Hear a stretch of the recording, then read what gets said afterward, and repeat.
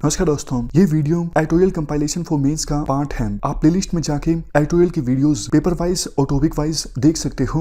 और अगर आप दिसंबर 2019 के बाद की वीडियोस को देखना चाहते हो तो वीडियो के नीचे मौजूद ज्वाइन बटन की सहायता से आप मेंबरशिप को ज्वाइन कर सकते हो।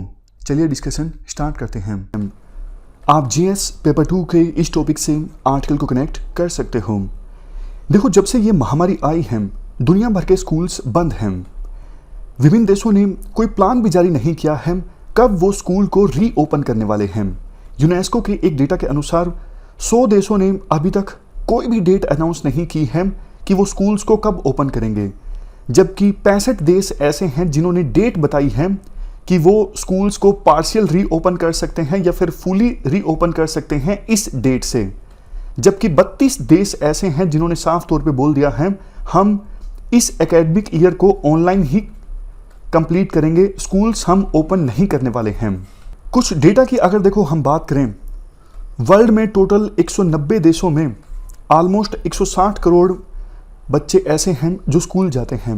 इंडिया की बात करें, इंडिया में स्कूल जाने वाले बच्चों की संख्या है 250 मिलियन। अब इन बच्चों के जो पेरेंट्स हैं वो चिंतित हैं क्योंकि कोविड-19 के केसेस हमारे देश में दिन प्रतिदिन बढ़ते जा रहे हैं। तो उनमें एंजाइटी है, अनिश्चितता है कि बच्चों को स्कूल भेजें या फिर ना भेजें।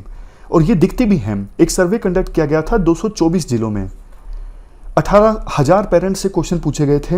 उनमें से 37% पेरेंट्स ने ये कहा स्कूल तभी ओपन होने चाहिए जब जिले में एक भी केस ना हो पिछले 21 दिनों से, और जिले के आसपास 20 किलोमीटर के रेडियस में भी एक भी केस ना हो पिछले 21 दिनों से।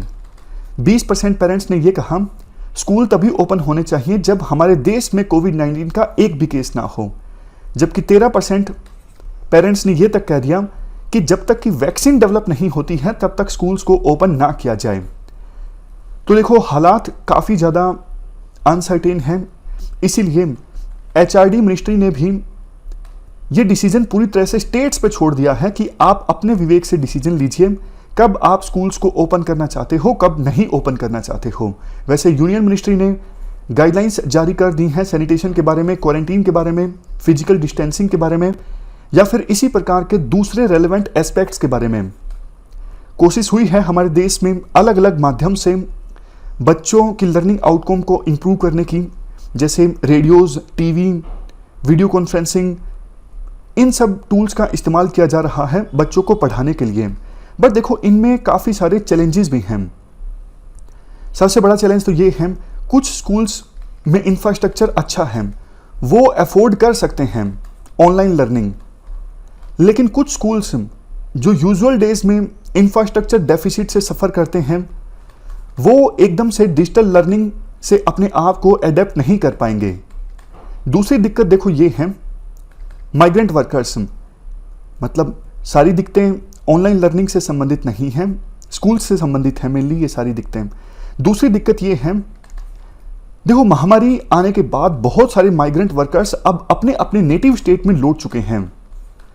पहले उनके जो बच्चे थे वो अलग स्टैंडर्ड के स्कूल में पढ़ते थे, लेकिन नेटिव स्टेट में पहुंचने के बाद उस प्रकार का स्कूल ढूंढना उनके लिए एक बड़ी चुनौती हो गई।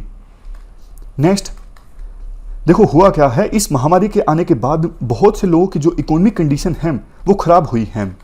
तो बहुत सारे ऐसे पेरेंट्स भी हैं जो पहले अपने बच्चों को अच्छे खासे प्राइवेट स्कूल्स में पढ़ाते थे जिनकी फ़ीस काफ़ी ज़्यादा हुआ करती थी, लेकिन अब उनके पास इतने पैसे नहीं हैं कि वो उन्हीं प्राइवेट स्कूल्स में अपने बच्चों को पढ़वा सकें। तो उनका फोकस ये है कि वो गवर्नमेंट स्कूल्स की तलाश कर रही हैं, अच्छे गवर्नमेंट स्कूल्स मिल जाएं ताकि वो अपने बच्चों को वहाँ पे पढ़वा सकें।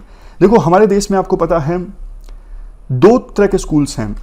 वैसे तो आप बोलोगे कि और भी कैटेगरीज होती हैं, जैसे ट्रस्ट के स्कूल्स होते हैं, लेकिन फिलहाल 2 ही कैटेगरी पे हम फोकस करते हैं स्कूल्स की, एक गवर्नमेंट स्कूल्स, एक प्राइवेट स्कूल्स हैं। ट्रस्ट के स्कूल्स या फिर दूसरी टाइप के जो स्कूल्स हैं उन्हें एक बार छोड़ दीजिए।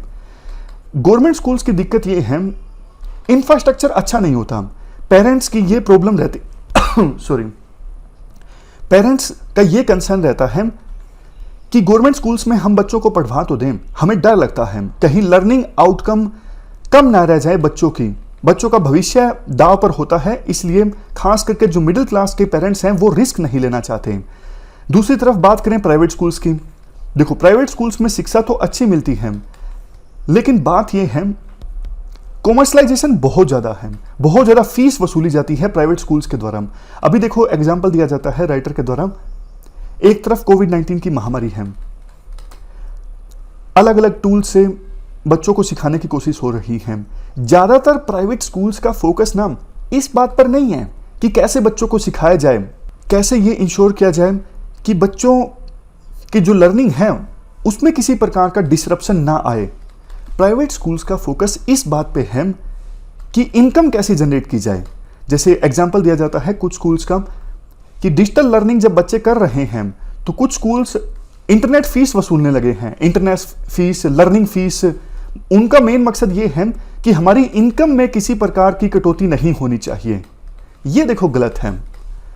अब बहुत सारा खर्चा प्राइवेट स्कूल्स का कम भी तो हुआ है ना, स्कूल्स लग नहीं रहे हैं तो बहुत सारा खर्चा उनका कम हुआ होगा, लेकिन नहीं, वो बस इनकम पे ध्यान देना चाहते हैं और उनके अनुसार ये गलत भी नहीं है, क्योंकि हम एंटरप्रेन्योर्स हैं, हम चाहते हैं हम साफ सुथरी कमाई करें, सरकार को टैक्स पे करें, लेकिन वो भूल जाते हैं इस बात को कि एजुकेशन जो है वो एक नोबल प्रोफेशन है। सिर्फ आप प्रॉफिट ओरिएंटेड एजुकेशन नहीं प्रोवाइड कर सकते, इससे बच्चों का जो भविष्य है वो खराब हो जाएगा। लास्ट में राइटर के द्वारा ये बोला जाता है, देखो बहुत सारे एजुकेशन संबंधित चैलेंजेस अभी हमारे देश में आ रहे हैं सामने। सरकार की ये जिम्मेदारी बनती है कि सरकार खुद से इन चैलेंजेस को एड्रेस करें और जो सरकारी स्कूल्स हैं वहाँ पे इंफ्रास्ट्रक्चर अच्छा हो, वहाँ पे क्वालिटी एजुकेशन प्रोवाइड की जाए। एक बहुत ही अच्छी बात बोली जाती है आर्टिकल में लास्ट में, जब देखो स्वामी विवेकानंद 1894 में वापस आ रहे थे गांव से, तो उन्होंने महाराज ऑफ मैसूर को एक खत लिखा था। उन्होंने अपने खत में ये कहा था, हमारे देश में सभी बुराइयों की जो जड़ है वो है गरीब लोगों की कंडीशन। तो आवश्यकता ये है कि हम लोअर क्लास के लोगों को अच्छी एजुकेशन प्रोवाइड करें, इससे उनकी जो खोई हुई इंडिविजुअलिटी है वो हासिल कर सकेंगे गरीब लोग। ये बात स्वामी विवेकानंद जी के द्वारा लिखी गई थी अपने एक खत में जो उन्होंने लिखा था महाराज ऑफ मैसूर को। गांधी जी की भी एक बात का जिक्र किया जाता है। गांधी जी ने कहा था, अगर देखो सबका भला होता है तो इंडिविजुअल का भला भी उसमें हो जाता है। एक वकील का काम की उतनी ही वैल्यू है जितने की एक बार्बर के काम की है, चाहे वो एक मजदूर की लाइफ हो या फिर टीलर की लाइफ हो जो खुदाई करता है खेत में, या फिर हैंडी क्राफ्ट्समैन की लाइफ हो। सबकी जो लाइफ है वो वर्थ लिविंग होनी चाहिए। ये बात गांधी ने बोली थी।